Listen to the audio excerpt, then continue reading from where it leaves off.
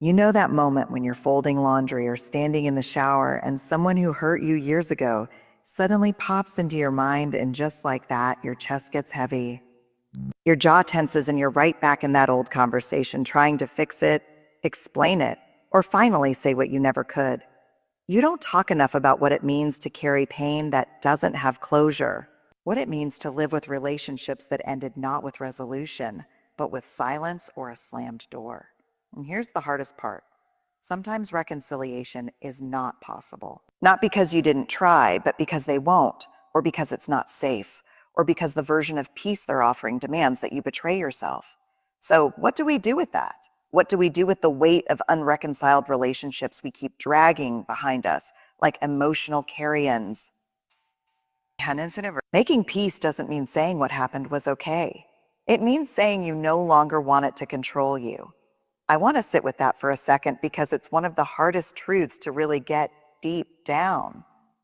For a long time, I thought making peace with someone I could never reconcile with meant I had to let them off the hook. That it meant I was saying, you know what, it wasn't that bad.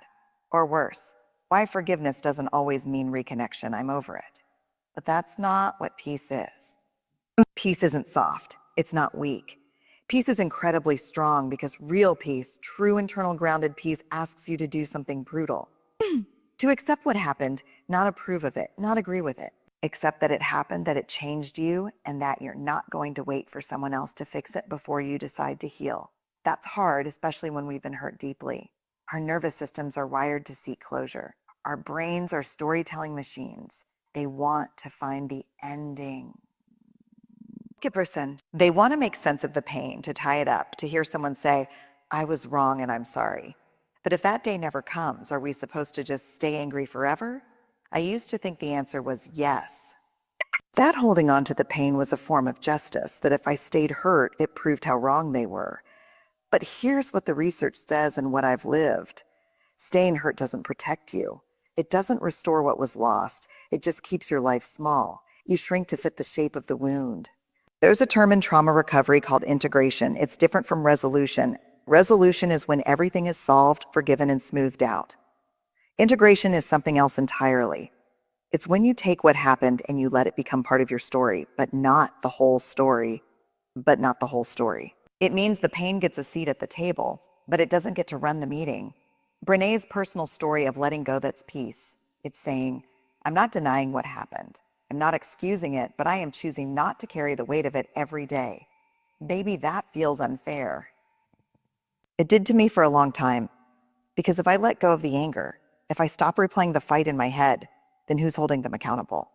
But here's the uncomfortable truth. They're probably not thinking about it. You are the one losing sleep. You're the one reliving it. Making peace isn't about them. It's about you reclaiming your mind, your body, your energy. Peace doesn't say, you were right. Peace says, I'm done letting this pain steal any more of my life. That's not permission, that's power. I didn't believe that at first. Honestly, I used to think boundaries were cold. I thought setting them meant shutting people out or building walls to keep others at a distance. But what I learned both through research and in my own messy, imperfect life is that boundaries aren't about keeping people out. They're about keeping you grounded in who you are. When you're dealing with someone you can't reconcile with, maybe someone who continues to deny the hurt they caused, or who refuses to take any responsibility, it's easy to get stuck in this loop where you feel like you should keep the door open. Maybe out of guilt. Maybe because you've been taught that cutting people off makes you cold or unforgiving. Or maybe deep down you're still hoping one day they'll wake up and finally say the thing you've been needing to hear. Listen, I get that there are people the role of boundaries and emotional freedom in my life. I waited years to hear from. I kept the line open. I kept showing up. And it wasn't always brave. It was sometimes about fear. It was sometimes about fear of being seen as harsh, fear of being called selfish, fear of being misunderstood. But what I've learned is that when you keep showing up in relationships where your boundaries are constantly being pushed or worse, ignored, you start to disappear. Not all at once, not dramatically, just little by little. You get quieter, you stop asking for what you need. You second guess your instincts, you shrink. And here's the thing, you can't be compassionate toward others if you're constantly abandoning yourself. You can't show up from a place of love and strength if you are constantly depleted, resentful, or wounded. Boundaries are. I remember a conversation I had once with someone who had hurt me deeply. They wanted to reconnect, but not in a way that felt safe, not with accountability, not with real change, just the kind of surface level reconnection that would have required me to pretend the past didn't happen. I felt this pull. Maybe I should just do it. Maybe it's the loving thing to do. But my body said otherwise. My gut felt tight. My voice got small. And I realized something important. My peace can't come at the price of my truth. I can still wish them well. I can still hope they heal. I can do that from over here. There's this belief floating around that boundaries are about punishment, that if you draw a line, you're being spiteful or dramatic. But real boundaries aren't about hurting someone else. They're about honoring what you need to be emotionally well. They're about being clear. This is what I can give. This is what I can't. The difference between peace and resolution is what I need to feel safe, to feel whole, to stay rooted in love and not resentment. And here's the unexpected twist. The clearer you get with your boundaries, the more compassion you'll have because you're no longer performing peace while secretly drowning in pain. And honestly, there is no equal advantage. You're not being cruel when you protect your peace. You're being honest. You're being brave. You're giving yourself the space to heal without reopening the wound every time someone wants to pretend it never happened. When reconciliation isn't possible, you don't just grieve the relationship. Yes, you grieve the fantasy of what it could have been. This is something we don't talk about enough. We understand grief when someone passes away. We send flowers. We make casseroles. We give each other space to cry and fall apart. But what about the kind of grief that doesn't come with a funeral? What about the grief that lives in the silence after a friendship ends, or a parent walks away, or a sibling becomes a stranger? That's called ambiguous grief. And it's real. It's exhausting. It's invisible. And sometimes it hurts just as much, if not more, than the grief we can name and point to. I've sat across from so many people in my research and in my life who are struggling with unreconciled relationships. And almost every time underneath the anger, the numbness, the confusion, there was grief. And not just for what happened, but for what never happened, for the conversations that never came, the apologies that were never offered, the healing that never got the chance to begin. And here's what's tricky. Because that grief doesn't fit our usual boxes, we often shame ourselves for feeling it. We think, why am I still sad about this? It's been years. Or they never showed up for me. Why do I still care? But caring is not weakness. Longing is not foolishness. It's the evidence of recognizing when to stop trying our humanity. When you love someone or even just hope to, you build expectations, dreams, a future. And when that's taken from you, you have to grieve it. We think grief is reserved for the moments when something is over. But sometimes we grieve things that never even really started. A mother who was never emotionally available, a best friend who ghosted, a partner who never saw you clearly. And when we're trying to make peace without reconciliation, we're not just letting go of a person. We're letting go of an idea, an image, a possibility, and that's no small thing. I used to believe that moving on meant getting over it. That grief was a process with a finish line. 5 steps and then you're done. But grief doesn't work like that. It loops. It surprises you. It shows up in a random song or a birthday you forgot you remembered. It's not linear. It's not neat. It's just human. What helps is naming it. Saying this is grief, even if no one else sees it, even if the person who hurt you doesn't acknowledge it. When you name the grief, you stop gaslighting yourself. You stop pushing it down with shame and pretending you're fine. You start making space for healing. I'll be honest, grieving someone who's still alive can be one of the loneliest kinds of pain because you see them maybe on social media, maybe across town, maybe self-compassion as a healing tool, even in your own family, and they're living their life like none of it happened. It can feel like the grief is only yours to carry.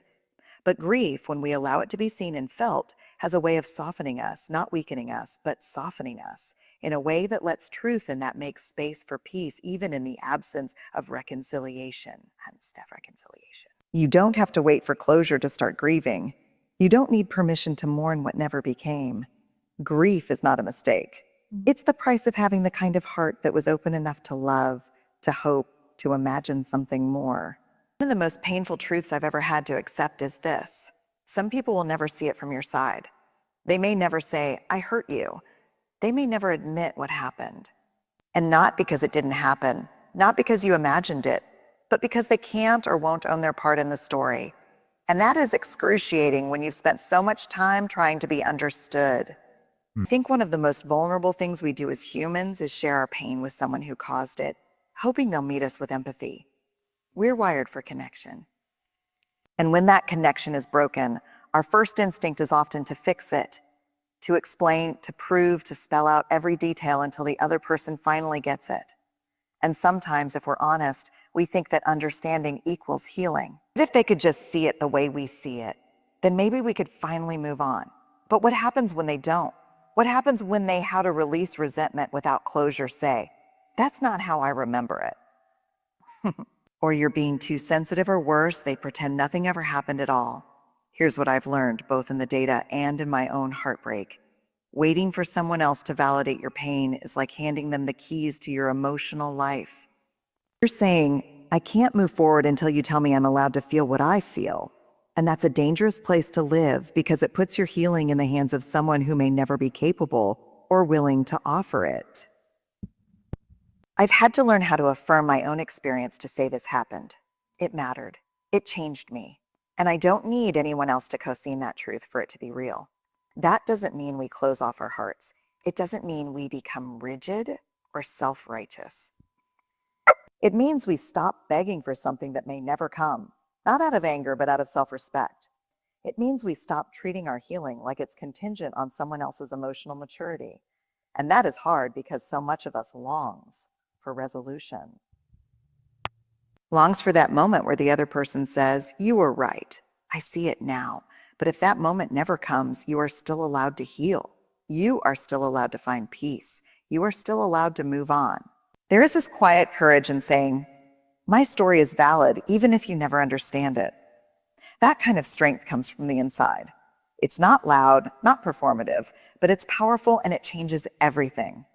You can honor your pain without holding on to it. You can acknowledge what happened without needing to rehash it with someone who refuses to listen. You can name your experience without waiting for anyone else to agree. Sometimes the most healing thing you can do is stop explaining. Not because the story doesn't matter, because you finally believe yourself.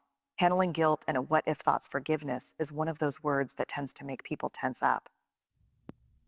I get it. It used to land heavy for me too, because somewhere along the way, forgiveness got tangled up with the idea of forgetting, of erasing what happened, of pretending we're fine when we're not.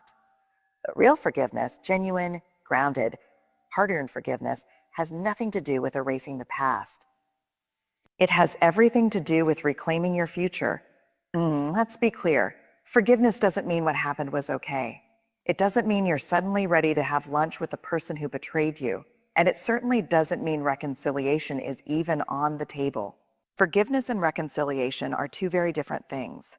One is about you, the other is about us. And sometimes us is no longer possible or safe. In my work and in my own experience, I've come to understand forgiveness as a decision to stop carrying the weight of someone else's choices. Because that weight, it's heavy. It shows up in your body, in your relationships, in the way you protect yourself from people who haven't even hurt you yet. And here's where it gets really tricky. Sometimes the pain feels like the only thing tying you to the truth of what happened. Like if you let go of the resentment, you're letting go of the story. But that's not how it works. Letting go of pain doesn't mean you're denying the truth. It means you're finally trusting it enough to stop clutching it, so moving forward without bitterness tightly. I've read so many definitions of forgiveness over the years, but one that continues to resonate is this. Forgiveness is giving up the hope that the past could have been any different. Sit with that for a moment, because that's the part that trips most of us up. We want to change it. We want to rewrite it. We want a different ending. And forgiveness asks us to grieve the ending we got and begin again with all of our scars and wisdom and clarity intact. Now, does that happen overnight? No. Forgiveness is not an event. It's a practice. Sometimes it's daily. Sometimes it's every hour. And sometimes you think you've done it and then that person's name shows up on your phone or in a conversation and your chest tightens all over again. That doesn't mean you failed. It just means you're human. Forgiveness is more like a muscle than a switch. You build it over time with intention, with boundaries, with support. You don't have to feel ready. You just have to feel done with the suffering. When I forgave someone I knew I would never reconcile with, it didn't come with a big epiphany. It came with a quiet moment where I realized I don't want this pain to be the loudest voice in the room anymore. I wanted to feel peace more than I wanted to be right. I wanted to be free. And that's what forgiveness is. It's saying, I choose to stop reliving what hurt me, not because it didn't matter, but because I do. So here we are. We've talked about peace, not the tidy Instagram quote kind of peace, but the gritty, soul, deep, earned kind. The kind of peace that comes when you stop waiting for someone else to fix what they broke. The kind that says, I'm allowed to heal even if you never say you're sorry. We've talked about boundaries as sacred, grief as holy, validation as something you don't need permission for, and forgiveness not as forgetting, but as freedom. Let me tell you this clearly. Making peace with people you'll never reconcile with is not a betrayal of your final takeaway. Choosing your own peace story. It's a declaration that your story deserves to keep going. You are not weak for letting go. You are not bitter for holding boundaries. You are not dramatic for grieving something others don't understand. You are a whole human being doing the hard, quiet work of healing, and that work matters. There will be days when the past still stings. That doesn't mean you failed. It means you're still living with your heart open. And there's no courage more powerful than that. You are allowed to choose peace. You are allowed to choose yourself. You are allowed to walk away from what will never change and still wish people well from a distance. And if no one has told you this yet, I'm proud of you for doing the work, for closing remarks and reflection prompts standing in your truth, for choosing healing even when it's lonely. Good luck out there. You're doing braver things, you know.